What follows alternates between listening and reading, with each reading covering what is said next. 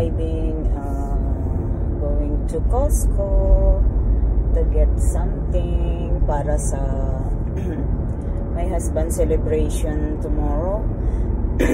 wala na, yan na lang ang, yan kasi yung gustong gawin ng asawa ko na lang, music siya, nabubuhay, so pinagbibigyan na lang para ma-enjoy niya din yung buhay niya, and then everybody can enjoy to mga friends and family. Kaya sige na lang, kahit na malungkot, sige na, kasi you know, I wanted to celebrate all the occasion now. Hindi naman kami masyadong maluho mag-party, and besides, I can cook. That's a good thing for me, kasi if I'm going to order all those food, is I don't think if I'm gonna spend like $1,000 just to have a celebration. The good thing with us is we have party room, we have but although you have to pay, but it's not much, so rather than go out and treat your friend, or you know, mahirap pag lumabas kasi everything now is so expensive, plus we have music kasi he's a DJ, under ano naman, under control naman kami, so okay lang, everybody na mag-have fun. So anyway, kamusta na kayong lahat?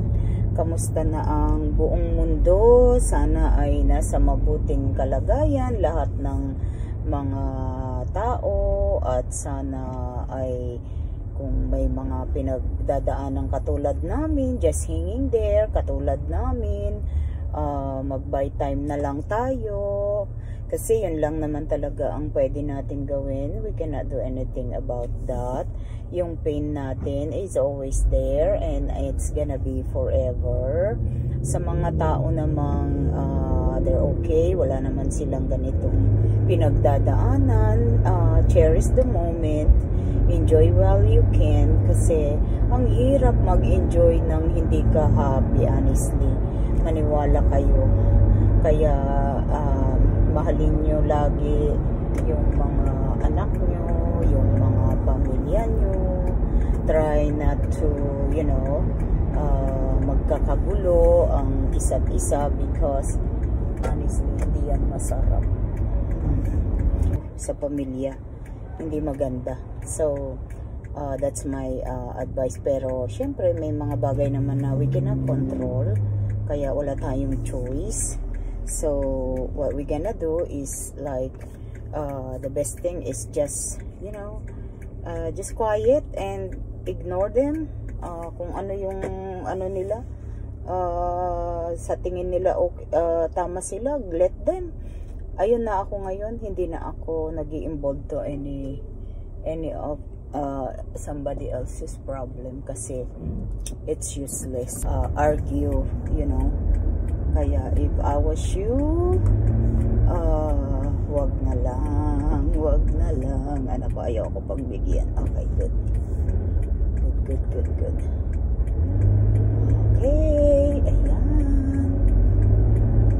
Okay, I'll talk to you later.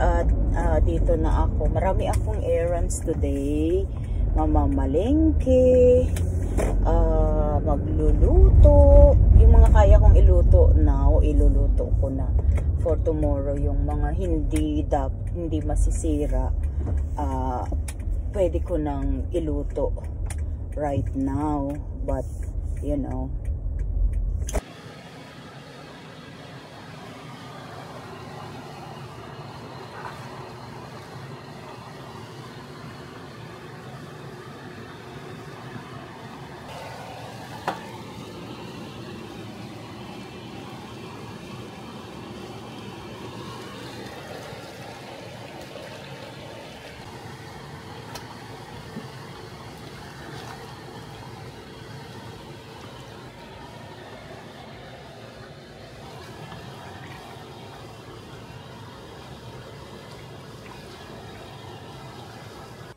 hi guys, Welcome to my channel again. Our vlog, my life after I lost my only one baby, Ray Jean.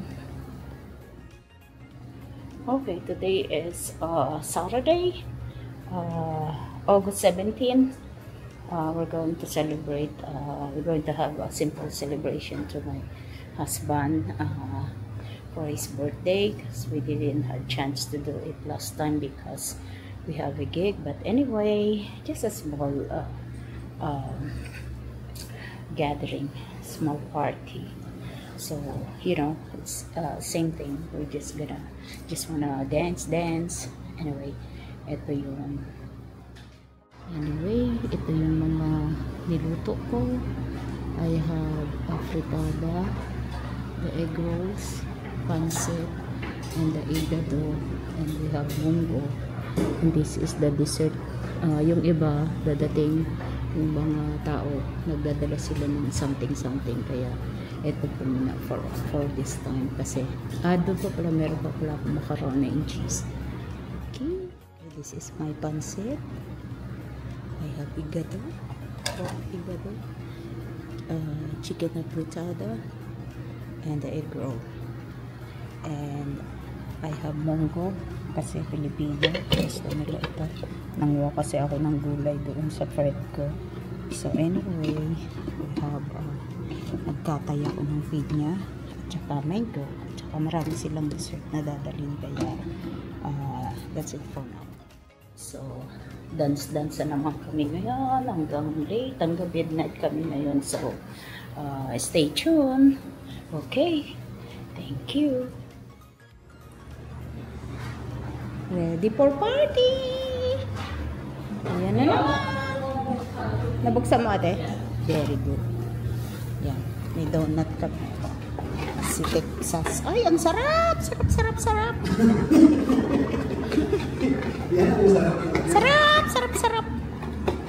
Ito hindi ko mabuksan. Ayaw mo mabuksan.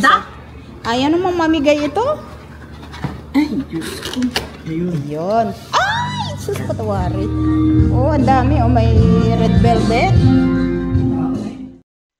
Okay, habang wala pa yung mga tao, practice muna sila ng music. Kaya, ayan. Wala pa namang tao kasi maaga pa. Actually, late na to eh. Kaya lang, late na kami nag-start kasi may party nga dito during the day. So, medyo late na kami, but it's okay kasi hindi masyadong mainit. So may time kaming mag-prepare sa mga food. So same thing, we're gonna dance all day, all night. Hi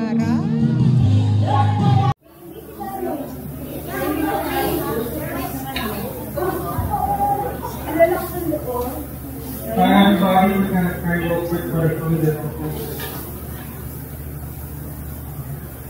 Our most merciful and loving Father in heaven, thank you so very much for blessing us with this opportunity to celebrate our Uncle Larry's birthday.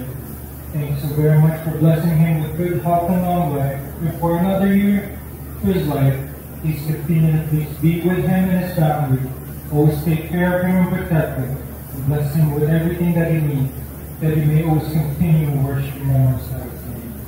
And please bless this food that we're about to receive, that it may give our body the nourishment it needs, that we may always use this life and strength to continue in praise of our Most High's name. And please bless this special occasion and our loved ones and our friends. Please be with us throughout this whole day, and all these things we sincerely pray and beg for, in the name of your Son, our mediator, and our Savior, Lord Jesus Christ. Amen. Amen.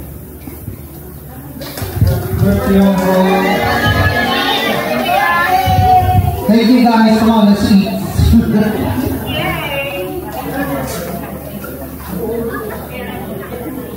Let's eat na lang.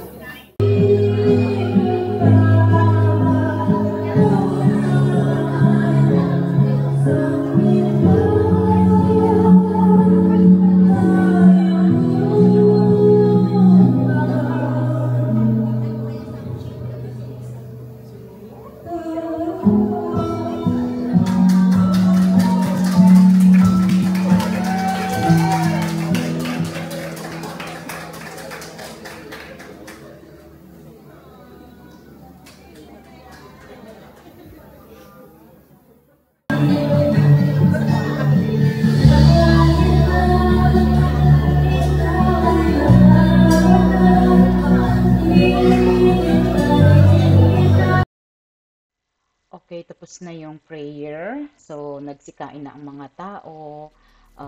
Tapos na rin yung medyo overwhelming na part nitong party na ito because this kid, yung aming apo sa pamangkin, yung kumanta, yung matangkad, that's Megan, my daughter's pet. Siya yung talagang my daughters, they grow up na kasi almost the same age sila, parang 3 years apart lang sila, so very close din siya dito sa bata na ito kasi close siya sa ate niya, yung pinsan niya na ate Gia niya. So nakakalungkot kaya kung minsan I don't wanna listen every time na kumakanta sila. I cannot watch them. I rather my brain busy kesa naman sa ma-overwhelm ako. And then I saw her, she was crying after she sang that song kasi it's talaga namang pong napakahirap mag-control ng emotion. But anyway, lahat naman talaga talagang buong pamilya is affected talaga, but what can we do, right? So kaya ginagawa namin itong mga parties na ito to divert the emotion kasi at least ito lang yung chance na we gather and we have fun. At least dito sa time na ito makikita nyo parang normal kaming mga tao, but deep inside we are all bleeding sa nangyari sa anak ko. But anyway, ito yung mga friend ko, very cooperative naman sila sa lahat. Yung mga iba naming friends, it's hindi nakarating kasi suddenly their parent passed. Yung tatay, dalawang tatay ng friend ko is na sila, kinuha na, kaya nagpunta sila sa Pilipinas to para doon nga sa nangyari. So it's so sad because they didn't make it to this party. Nakakalungkot. It's Lily and Lucy, I'm so sorry for your loss. Hindi natin masabi ang buhay, parang magkasunod lang yung day nila na nawalan sila ng tatay. It's so sad. Tapos I have another friend then, but at least she able to make it kasi namatayan din siya, nawalan din siya ng kapatid. So it's really hard talagang sa panahon ngayon. Ang dami namin itong year na to, I don't know what's going on, but ang dami kong connected sa amin na nawalan na ng mahal sa buhay. But anyway, keep going lang. I know it's not easy. I know hindi yan madali na pinagdadaanan ng tao. I know magkakaiba tayo ng situation, but the pain is the same. Kaya talagang hindi natin masabi yung natin is like it's a process. Kaya right now I didn't bother them. So for now, so probably this time we're gonna keep quiet kasi syempre